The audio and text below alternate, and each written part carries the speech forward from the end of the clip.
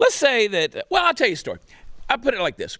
Back in the day, I had a little farm south of Atlanta, Georgia, and it wasn't a big place. Just it was a few acres out there. And I had a big field out back. It was about 5 acres that was kind of like one big backyard.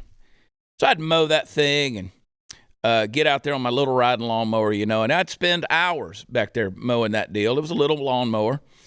And my wife at the time, she said, got to get you a bigger something to mow. We're going to get you a bigger mower.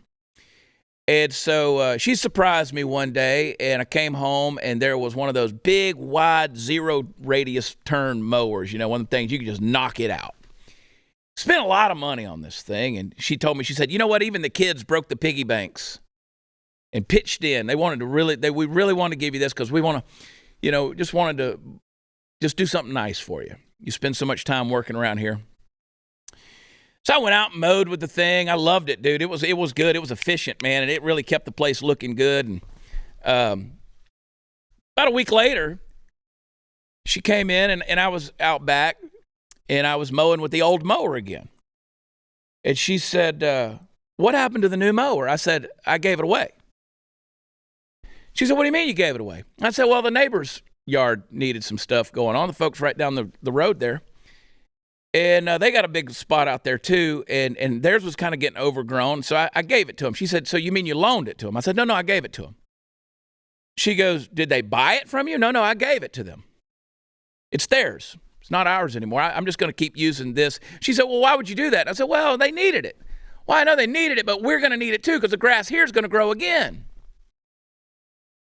I said, no, we'll figure something out. We'll get another one at some point in time. Well, who's going to take care of ours? We sacrificed to give you this incredible gift. Even the kids chipped in, broke the piggy banks, man, invested in this gift for you, and you just gave it to someone else.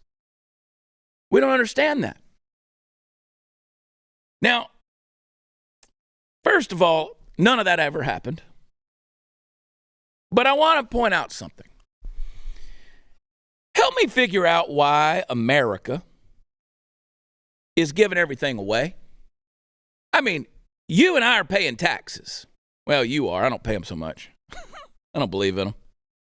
But you and I we pay taxes. We break the piggy banks year after year.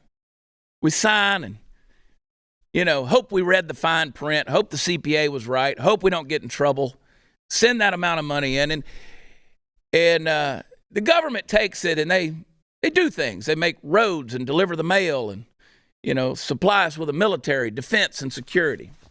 Supposedly take care of our borders and protect us, right? Educate our children, supposedly.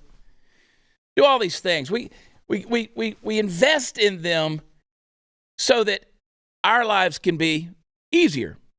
And they're not. And what they do is they take all of our stuff that we've invested in and then give it away. They're giving our military stuff to Ukraine. Now we're talking about giving it to Israel. All over the world. We're just giving stuff away. We're not loaning it. They're not going to give it back to us. They're not buying it from us. There's no payment plan. We're just giving it to our neighbors and saying, here, you need it. And we'll figure out something later on. We've already stated over and over again that we're 7 years behind on our missile production because we've given 7 years worth of missile production away to Ukraine. So we're literally 7 years behind. We've talked about shortages of ammunition. We've talked about, forget the fact that our they've lessened the requirements for our military members in terms of physical training, physical performance. I saw a picture this morning of a group of military women in uniform holding a big pride flag out. Every one of them was overweight. I mean, forget that they're lesbians, whatever. But every one of them was working with about a 30% body fat percentage. These are supposed to be trained fighting people, right? So we've just sacrificed it all in the name of just, we'll lower the standards for us and we'll give it all to our neighbors. Now, back in World War II, when we did that, we didn't just give away stuff. They bought it from us. They paid us. Now, they might have had to pay us back later on. But again, this was a program which was like, okay, you need missiles. We'll sell them to you, but we're not just going to give it to you. What happened to that plan? $33 trillion later in debt. What happened to that idea? This idea that, oh, we're just going to let you have it for free. See, we have an open border, and they're coming in, military-aged men compared to women and children that are coming in. They're coming in 50 to 1. 50 to 1. Now, you can check my math on that, but I think I'm pretty close. 50 to 1 military-aged men coming into this country compared to women and children. And we've effectively bankrupted and disarmed ourselves. We've given away the lawnmower. We've handed it off to other nations who need to cut their grass. Are they even going to use it? I don't know. But are they even going to say thank you? You know, Kuwait is one of the wealthiest countries in the world. I mean, they got a lot of oil over there. Kuwait's got a lot of cash. I don't remember ever getting a thank you card from Kuwait from what we did in Desert Storm. Anything? We never got it. Maybe it got lost in the mail.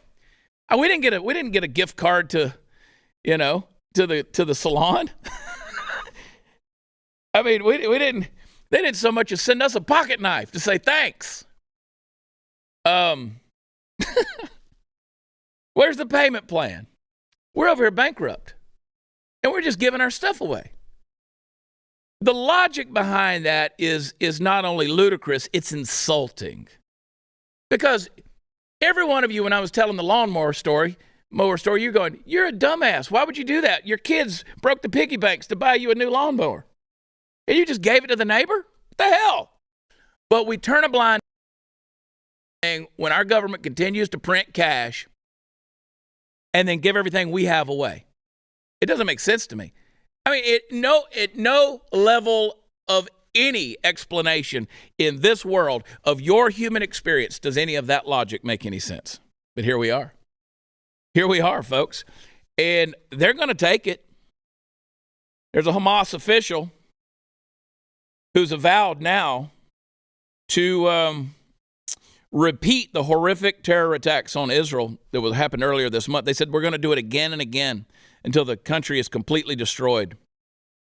Says that Israel has no place on our land. Ghazi Hamad, he's part of the decision-making political bureau of Hamas, warned the Gaza leadership would replicate the coordinated October 7th. And yet we have political extremists, and I call them that, like the Squad in Washington, D.C., who are calling for a ceasefire, saying, no, you can't fight back.